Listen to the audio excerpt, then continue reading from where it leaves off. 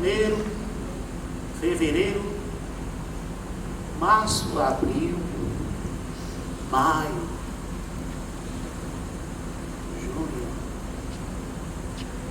julho, agosto, setembro, meu pai zangado. Mesmo assim, minha mãe indecisa entre a reza e o Morfeu. E aí, 9 meses depois, lá vem eu pra Dom Geboi, ser mascate, bodegueiro, capataz, sacristão, carreiro. Não. Ser vigário de paróquia. Imagine, ser vigário de paróquia, piada certa. Aí, sem querer, estraguei a festa. Dei pro mundo, vagabundo e poeta.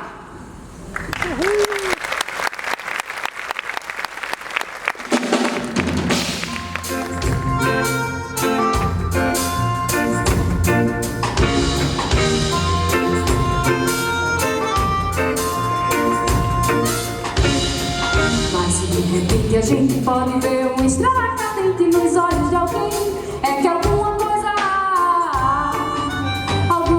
além. Mas se de repente a gente pode ver uma estrela cadente nos olhos de alguém, é que alguma coisa além. Alguma coisa que nos uniu a usar determinada planta.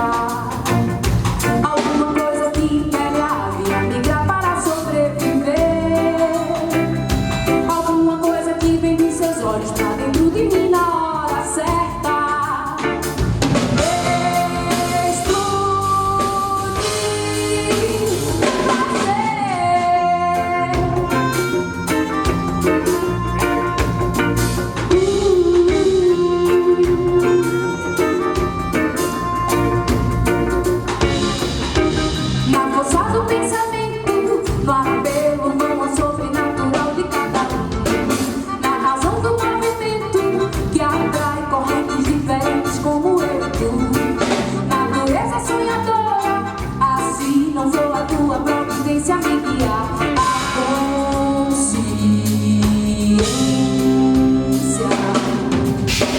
na força do pensamento, no apelo vão ao sobrenatural de cada um. Na razão do movimento que atrai correntes diferentes como eu e tu. Natureza sonhadora, assim não vou a tua providência me guiar.